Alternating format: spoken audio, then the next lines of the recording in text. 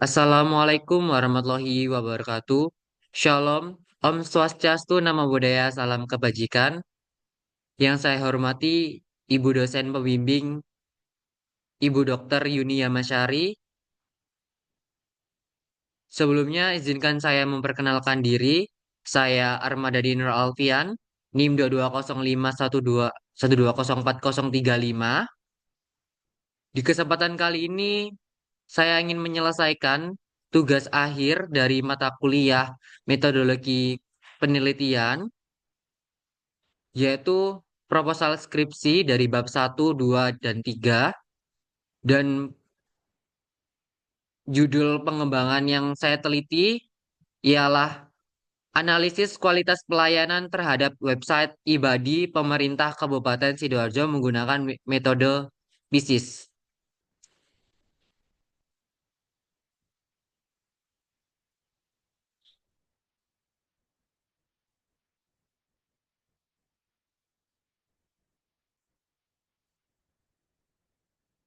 Baik, dari bab pertama, pendahuluan, dimulai dari latar belakang. Kegiatan ketatausahaan, khususnya pengelolaan surat menyurat, memiliki peran penting dalam mendukung efisien organisasi. Namun pengelolaan manual seringkali menghambat produktivitas karena memakan waktu dan tempat, serta menyebabkan keterlambatan distribusi surat. Untuk mengatasi hal ini, teknologi modern seperti aplikasi Ibadi telah diimplementasikan oleh pemerintah Kecamatan Candi, Kabupaten Sidoarjo.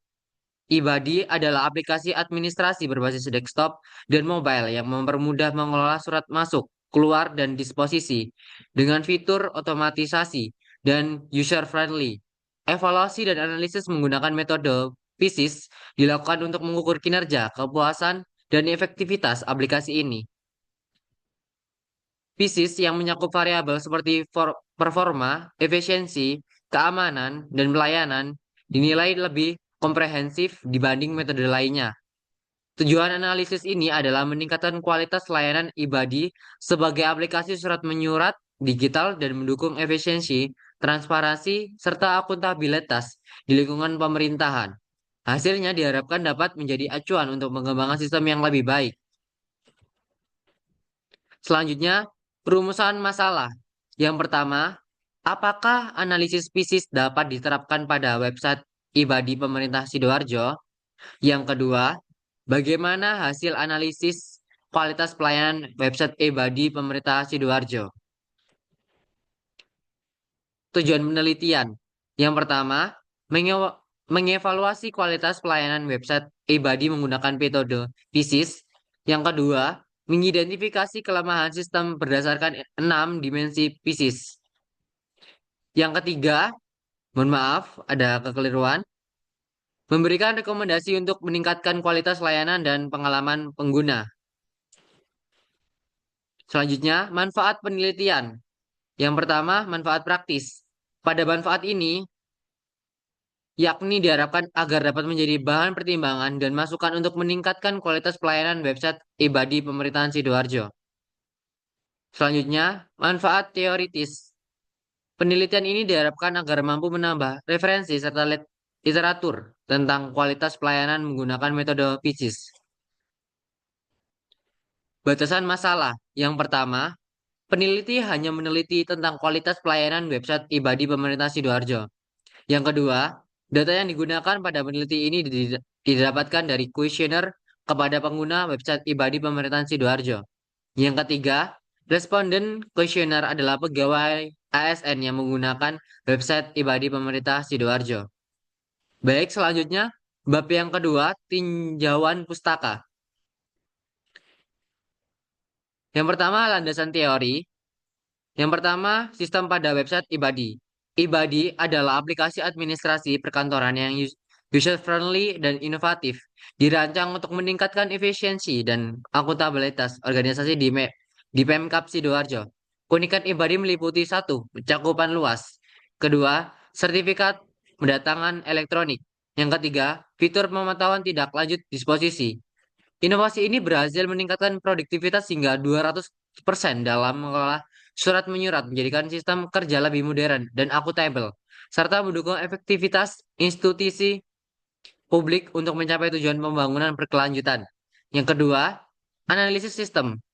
Analisisa adalah aktivitas yang memuat sejumlah kegiatan seperti mengurai, membedakan, memilih sesuatu untuk digolongkan, dan dikelompokkan kembali, sesuai dengan Jurnal Laksono dan Wibowo 2014. Dalam dalam linguistik, analisis adalah kajian yang dilaksanakan terhadap sebuah bahasa guna, meneliti struktur bahasa tersebut secara mendalam. Sedangkan pada sebuah laboratorium, analisis juga dapat diartikan sebagai kegiatan yang dilakukan di laboratorium untuk memeriksa kandungan suatu zat dalam cuplikan pada kriteria tertentu, lalu dicari kaitannya dan ditaksir maknanya. Yang ketiga, dari landasan teori, kualitas pelayanan. Kualitas pelayanan adalah tingkat pemudahan harapan pelanggan melalui layanan yang diberikan. Kepuasan pelanggan tercapai ketika layanan sesuai atau melampaui harapan. Sementara ketidakpuasan muncul hasilnya tidak memenuhi harapan. Menurut Amalia et al. du- tahun 2021, kualitas layanan adalah respon pelanggan terhadap kesesuaian antara harapan dan kinerja layanan. Menurut Angelina 2019, menegaskan bahwa kualitas pelayanan melibatkan upaya perusahaan untuk memenuhi harapan konsumen, sedangkan Kamala et al. tahun 2018 mengukur kualitas berdasarkan kesesuaian layanan dengan harapan pelanggan.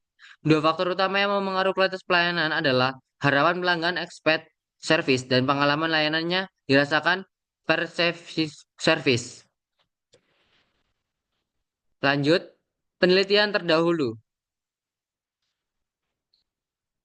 Baik dari yang pertama, dari penulis, saya kelompokkan secara tabel yang dimana sebelah kiri dari penulis, tahun, nama jurnal, dan mesin pencari. Yang selanjutnya variabel. Yang bait yang ketiga metode atau alat analisis. Yang keempat populasi dan sampel. Dan yang kelima hasil.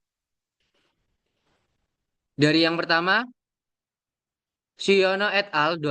Tahun 2016, Jurnal Analisis Aplikasi Integrat Portal Operation System IPOS pada PT Pos Indonesia Persero KPRK Jombang menggunakan metode PISIS.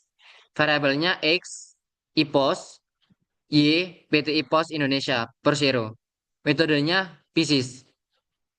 Populasi karyawan kantor pos Jombang. Sampel beberapa karyawan loket retail kantor pos Jombang. Hasilnya, aplikasi IPOS dapat mempercepat dan mempermudah proses transaksi pengiriman serta dapat memberikan informasi yang akurat, tepat waktu, dan relevan sehingga dapat meningkatkan kualitas pelayanan dan kepuasan pengguna. Dan ada juga ketiga deretan terdahulu dari Loka Pitasari dan Widiati dan Sari, Rizkyati Yolanda dari tahun 2019, 2018, dan 2021. Baik, selanjutnya metode PISIS Framework ada 6. Yang pertama, performs. Kinerja sistem informasi ditentukan oleh kemampuannya menyelesaikan tugas dengan cepat untuk mencapai sasaran. Indikator kinerja sistem meliputi A. Throughput, B. Response time, C. Auditability, D. Communication, E. Amplitude, V. Concision. Sistem yang baik memproses input data menjadi output secara akurat dengan minimal kesalahan. Yang kedua, information. Merupakan hal penting karena dengan informasi tersebut pihak manajemen dan user dapat melakukan langkah selanjutnya. Yang ketiga, economic. Pemanfaatan biaya yang digunakan dari pemanfaatan informasi. Peningkatan terhadap kebutuhan informasi yang ekonomis dapat memengaruhi pengendalian biaya dan peningkatan manfaat terhadap sistem informasi. Baik, selanjutnya. Yang keempat, kontrol. Analisis ini digunakan untuk membandingkan sistem yang dianalisa berdasarkan pada segi integritas sistem, kemudahan akses, dan keamanan data. Ada A. Integritas, B. Keamanan. Baik, selanjutnya efisiensi berhubungan dengan bagaimana sumber tersebut dapat digunakan secara optimal. Operasi pada suatu perusahaan dikatakan efisiensi atau tidak, biasanya berdasari pada tugas, dan tanggung jawab dalam melaksanakan kegiatan. Di antaranya ada A. Usabilitas, B. Maintainabilitas. Baik, yang terakhir adalah service. Peningkatan pelayanan memperlihatkan kategori yang beragam. Peningkatan pelayanan yang lebih baik, manajemen user dan bagian lain merupakan simbol kualitas dari suatu sistem informasi. Adapun di antaranya ada akurasi, reliabilitas, dan kesederhanaan. Baik, selanjutnya bab ketiga. Yang terakhir, bab ketiga metode penelitian, jenis penelitian. Jenis penelitian yang digunakan pada penelitian ini yaitu penelitian kuantitatif. Penelitian kuantitatif merupakan penelitian yang menekankan analisisnya pada data-data numerikal, angka yang diolah dengan metode statistika. Dengan peneliti kuantitatif ini akan dilakukan pengukuran data statistika objektif melalui kalkulasi ilmiah dari tanggapan para responden. Selanjutnya, tahapan penelitian. Adapun yang akan tahapan penelitian dari pertama identifikasi masalah, yang kedua studi literatur, yang ketiga penentuan populasi dan sampel, yang keempat penyusunan kuesioner, kelima pengumpulan data, keenam analisis data, dan yang terakhir hasil penelitian. Baik dari identifikasi masalah. Pada tahap identifikasi masalah ini, peneliti mengidentifikasi permasalahan yang ada, mulai dari mengenali website Ibadi pemerintah Sidoarjo. Peneliti memahami kondisi yang ada terkait penggunaan website Ibadi pemerintah Sidoarjo, sehingga didapat fam- famous masalah tersebut sebagai berikut. Yang pertama, apakah analisis spesies dapat diterapkan pada website Ebadi Pemerintahan Sidoarjo? Yang kedua, bagaimana hasil analisis kualitas pelayanan website Ebadi Pemerintahan Sidoarjo? Selanjutnya, studi literatur. Tahapan ini digunakan untuk mencari serta menemukan referensi teori dari jurnal peneliti terdahulu melalui internet dan buku-buku pustaka yang relevan dan dapat mendukung salah pembuatan peneliti ini. Salah satu referensi dan peneliti terdahulu adalah peneliti yang ditulis oleh Wi Priyadi pada tahun 2020. Penentuan populasi dan sampel. Populasi yang digunakan pada penelitian ini adalah 500 pengguna website Ebadi Pemerintahan Sidoarjo yang mengacu pada jumlah pengguna yang memiliki akun admin website Ebadi Pemerintahan Sidoarjo. Sedangkan sampel pada penelitian ditentukan menggunakan rumus Solovin karena di dalam penarikan sampel jumlahnya harus representatif. Dan ini adalah rumus Slovinnya untuk menentukan sampel sebagai berikut. N sama dengan N per 1 plus N kali E2. Tingkat kelanggaran ketika penelitian karena kesalahannya masih dapat ditoleran, yakni sebesar 10%, sehingga diperoleh jumlah sampel yang dibutuhkan sebagai berikut. Jadi dapat diperoleh kesimpulan bahwa jumlah sampel umum yang dibutuhkan dalam meneliti ini sebanyak 84 sampel diambil berdasarkan teknik purpose sampling, di mana subjek dipilih berdasarkan kriteria subjek. Sodi Ardianto 2021. Setelah diketahui jumlah minimal sampel yang diketahui, selanjutnya melakukan pengambilan data menggunakan kuesioner dengan cara mengisi Google Form.